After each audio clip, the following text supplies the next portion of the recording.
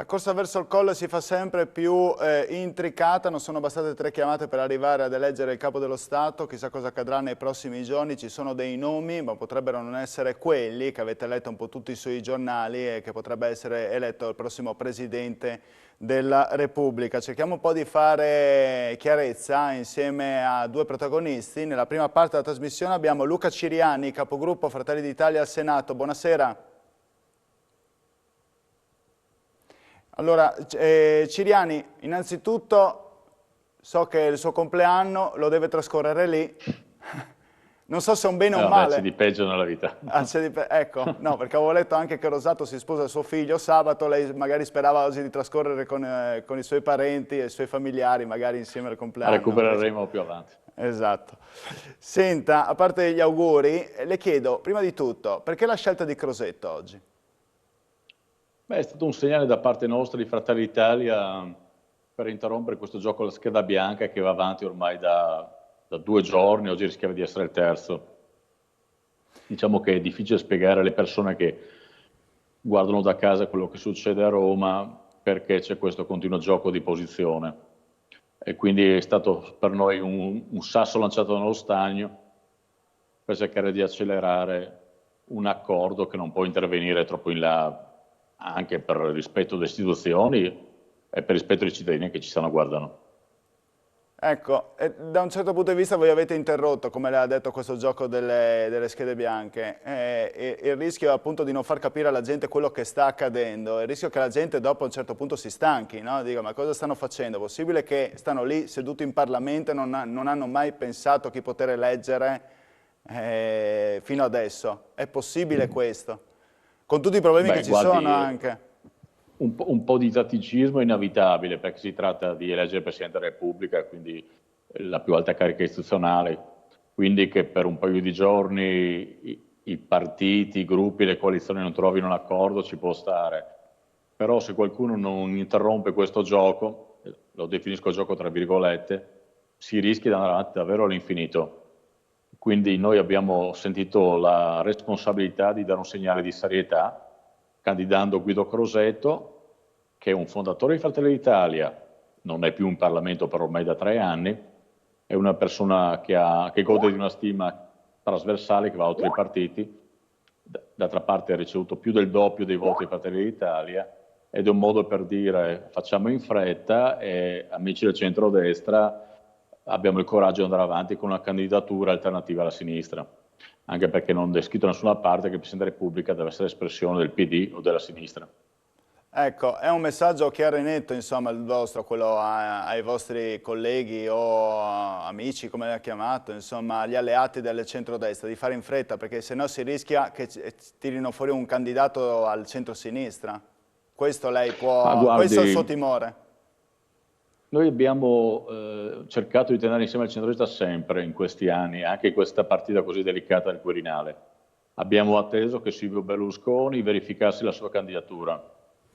Siamo sempre allineati alle scelte condivise con gli altri partiti, con la Lega, con Forza Italia, con i partiti minori. Però noi non siamo, come dire, subalterni agli altri. Anche ieri abbiamo presentato una rosa di candidati del centrodestra, tutti candidati autorevoli. Non li abbiamo voluti bruciare oggi, però nel suo tempo abbiamo voluto dare un segnale che Forza Italia è una forza, che Fratelli d'Italia è una forza leale, seria e responsabile, che però ha le sue idee e che non intende attendere all'infinito. Quindi tra i nomi che avete fatto potrebbero venire fuori dalla quarta o quinta votazione, non li esclude? Ma guardi, noi siamo in questa condizione come Fratelli d'Italia, siamo un partito che in Parlamento ha un terzo dei voti che ci attribuiscono i sondaggi, quindi non siamo purtroppo determinanti nella scelta, però possiamo essere determinanti, per così dire, nello spingere a una soluzione. Noi ieri abbiamo indicato almeno 3 nomi, tutti con le caratteristiche adatte per fare il Presidente della Repubblica. Quello che non è accettabile è che il PD continui a respingere qualsiasi proposta, anche quella del magistrato Carlo Nordio, ritenendo che tutti i nomi del centro-destra non vadano bene. Quindi il Presidente della Repubblica può essere soltanto qualcuno benedetto, tra virgolette, dal centro-sinistra. Noi riteniamo invece che il centrodestra, che ha almeno 450 voti, di tentare la strada di un candidato unitario. E speriamo che questo avvenga già domani. Il nome della Casellati è sempre più forte? La Casellati è sicuramente una candidatura autorevole come tutte le altre. Al di là dei nomi che io adesso non posso fare perché lo sceglieranno i candidati, lo sceglieranno i leader naturalmente questa sera o domani, l'importante secondo me è che il centrodestra giochi fino a fondo la possibilità di eleggere finalmente un candidato a Presidente della Repubblica dopo 20 anni di dominio della sinistra. Lei E questa è una pensa, responsabilità che sta in capo a tutti. lei pensa che si possa giungere a questo nome alla nomina entro giovedì o venerdì? Beh, io lo ritengo indispensabile perché se il Parlamento non riesce neanche domani o neanche venerdì a trovare una quadra, vuol dire che il quadro politico è davvero lacerato. E noi più che continuare a spingere per una scelta, per una condivisione da fare in tempi rapidissimi, non possiamo fare. Il messaggio che oggi abbiamo lanciato con Crosetto va in questa direzione e sospetta ad altri raccogliere il nostro messaggio. E ripeto, un messaggio di serietà e di responsabilità, non di rottura. In tutto questo, Draghi, che fine fa? Guardi, la questione di Draghi è abbastanza paradossale, perché l'unico partito che non l'ha votato come Presidente del Consiglio è Fratelli d'Italia, ed è anche l'unico partito, il nostro, che mantiene un rapporto di correttezza e di lealtà nei suoi confronti, pur stando all'opposizione. Il Presidente del Consiglio potrebbe diventare anche Presidente della Repubblica, ma deve chiedere i voti della sua maggioranza. In questo momento i maggiori problemi Draghi ce l'ha con la sua maggioranza, come è evidente dalle dichiarazioni che si ripetono tutti i giorni da parte dei 5 Stelle, di pezzi del PD e di altri esponenti della maggioranza. Quindi è difficile spiegare perché Draghi sia il salvatore della patria e possa rimanere lì ancora un anno e non possa essere salvatore della patria per i prossimi 7 anni. Però questo naturalmente è un problema che deve risolvere la maggioranza con l'ha voluto Palazzo Chigi. Qualunque sia il nome che verrà fuori, voi tornerete alla carica per chiedere elezioni subito? Sì, assolutamente, perché anche queste giornate dimostrano che la maggioranza è troppo sfilacciata. Ormai la maggioranza ha perso lo smalto iniziale, sia per la pandemia che per quanto riguarda la finanziaria, pensi al caro bollette, ormai girano un po' a vuoto. E la prospettiva è quella di un anno elettorale con una maggioranza ancora più debole, con la necessità di tenere insieme partiti troppo diversi e con il rischio di fare il danno dell'Italia, non l'interesse dell'Italia.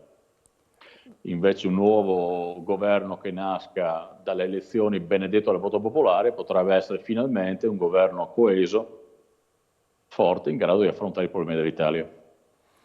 Al di là dei tatticismi che ci possono essere, che lei ha citato prima, che sono normali in questo momento, le dà più fastidio che Salvini vada a parlare con Letta o che magari Renzi provi a fare un inciucio col centrodestra?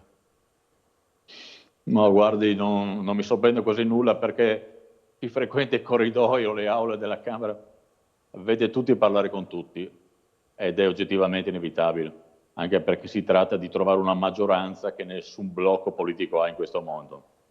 Quello che per noi però è fondamentale, e lo ripetiamo fino alla nausea, è che comunque nel momento della scelta decisiva il centrodestra rimanga unito.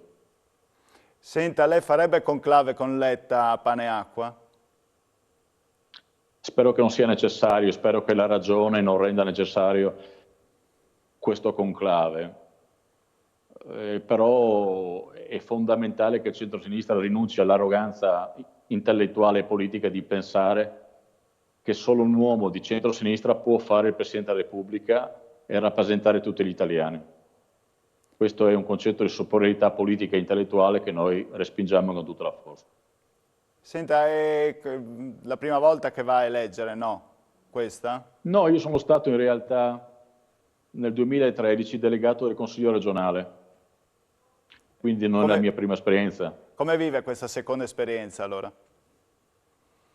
Beh, è sempre comunque un passaggio molto emozionante, molto complicato. Si tratta di eleggere il Presidente della Repubblica, la responsabilità per me è molto cresciuta rispetto al 2013 perché ho la responsabilità del gruppo senatoriale di Fratelli d'Italia. Naturalmente noi cerchiamo di mettere insieme gli interessi del partito con gli interessi nazionali. Non dobbiamo mai perdere di vista che alla fine il Presidente della Repubblica dovrebbe difendere, scelga lei il verbo giusto, tutti gli italiani per i prossimi 7 anni.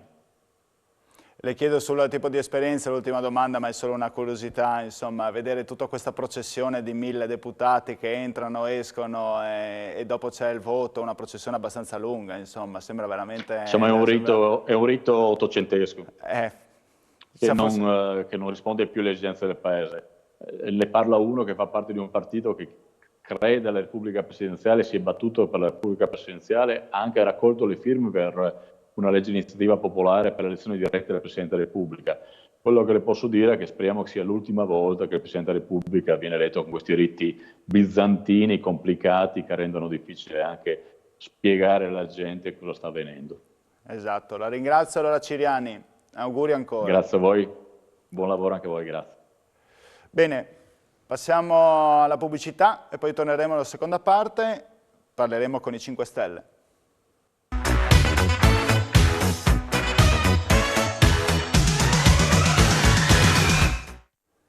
Bentornati con Screenshot, seconda parte. Nella prima abbiamo sentito la voce dei Fratelli d'Italia per quanto riguarda i tatticismi, come ha detto Luca Ciriani, verso questa intricata corsa verso il Colle. Cerchiamo di capire un po' di più con il Movimento 5 Stelle, il deputato Luca Sutta che dovrebbe essere in collegamento con noi, lo vedo. Buonasera. Buonasera, buonasera a lei, buonasera ai telespettatori. Allora, Sut, ci spieghi un po' il Movimento 5 Stelle, cosa sta alla finestra oppure vuole essere vivo protagonista in questa corsa verso il Colle, a eleggere il capo dello Stato? Siamo già protagonisti con il nostro Presidente Conte che sta facendo un lavoro egregio, insomma, di dialogo sia all'interno dell'alleanza, insomma, questa con PD e l'EU, ma soprattutto anche con il centrodestra. Chiaramente ci vuole molto dialogo, come avviene sempre in queste fasi, insomma, per trovare un accordo che vada bene a tutto l'arco parlamentare, perché chiaramente il Presidente della Repubblica dovrebbe essere super partes e che riesca ad accontentare tutto, come ho detto, l'arco parlamentare. Chiaramente adesso, anche dovuto con la situazione di pandemia, anche per la gestione dei lavori che abbiamo all'interno della Camera, non si vota 2 volte al giorno come normalmente si dovrebbe fare per l'elezione del Presidente della Repubblica, ma siamo costretti a fare una votazione al giorno. Questo vuol dire rallentare i lavori e chiaramente dobbiamo fare veloci perché abbiamo bisogno in questo momento, insomma, di pandemia anche di tipo energetico dovuto dall'aumento dei prezzi, dei costi delle bollette. Dobbiamo fare il prima possibile uno scostamento di bilancio, l'avevamo detto già da settimane, non si è riusciti, il governo non è riuscito a metterlo in piedi prima dell'elezione del Presidente. Dovremmo farlo il prima possibile per aiutare, insomma, a ristorare le imprese. È appena stato fatto un decreto, ma non è assolutamente sufficiente, dobbiamo lavorare per trovare altre risorse. Mi pare di capire che c'è una certa sintonia, lei non lo sa, con i Fratelli d'Italia che prima c'erano, però sulla forma di questo tipo di votazione, sui nomi magari no in questo momento, ma sulla forma di votazione che Ciriani ha definito addirittura bizantino, no? Io, come ho detto prima, Visto che lei è la prima volta come esperienza, anche mi dirà insomma, che votare una volta al giorno insomma, rallenta un po' tutto, no, in questo momento.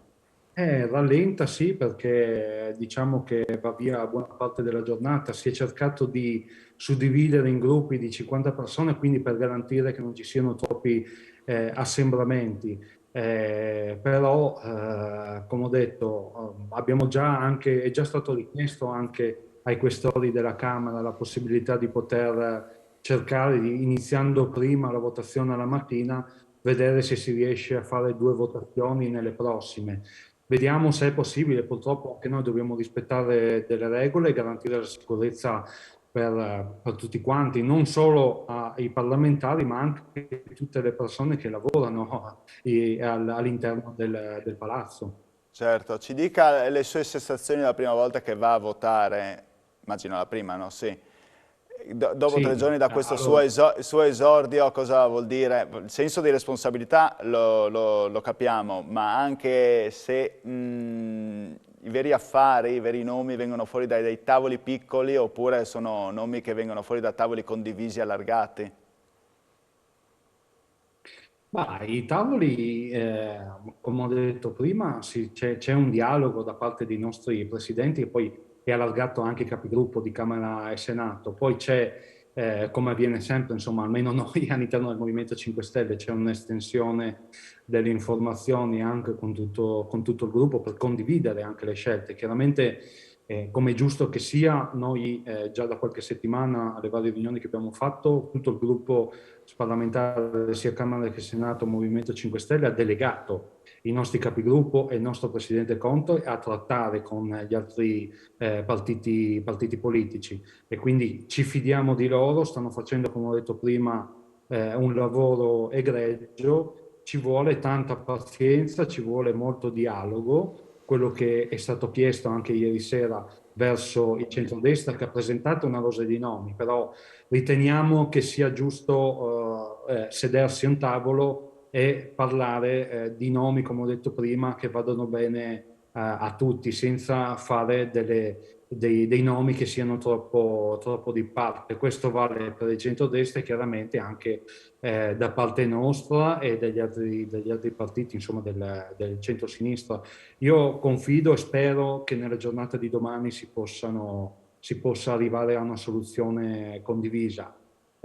Chiaramente, come ho detto, queste cose ci vuole il suo tempo purtroppo.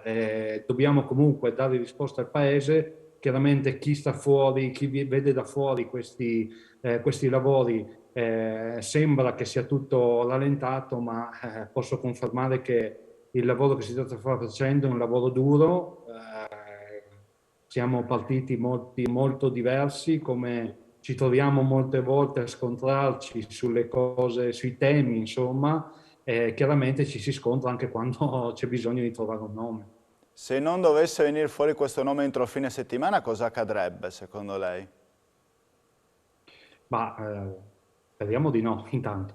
È necessario, come ho detto, trovarlo subito, ma io credo che si arrivi a un nome.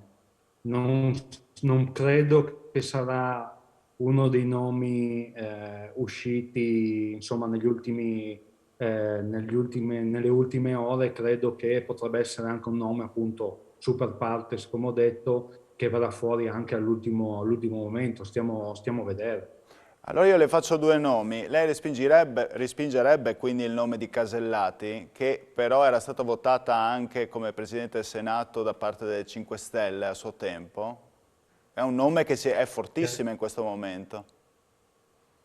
Ma fortissimo per quello che si sente dire nei giornali e nei telegiornali e anche nelle trasmissioni di approfondimento che non mancano, insomma, in queste ore. A livello di voti fino adesso che sono stati dati, insomma, in queste votazioni, chiaramente non sono così alti. Io ritengo che la Casellati abbia già un ruolo istituzionale come seconda carica dello Stato, insomma come Presidente del Senato e come ha detto poco fa anche il Presidente Conte, e lo vedo uno sgarbo doverla eleggere in un altro ruolo, insomma come quello del Presidente della Repubblica. È giusto che continui il suo lavoro, è stata eletta lì chiaramente anche con i nostri voti, anche perché insomma, quando nel 2018 sono state elette le cariche del Presidente della Camera e del Presidente del Senato, anche lì sono stati fatti dei tavoli di accordo e si è arrivati appunto ad eleggere Presidente della Camera Roberto Fico, che è in quota Movimento 5 Stelle, e chiaramente al Senato non potevamo certamente avere il Presidente del Senato anche noi lì. E il ruolo appunto è stato scelto come una componente insomma, di Forza Italia e giustamente è stato votato quello. Ed è giusto anche che allora a questo punto Draghi resti al suo posto, dove è adesso in questo momento a capo del governo? Sì, per noi Draghi deve continuare a fare per quello per cui è stato nominato, insomma, come per risolvere i problemi del Paese.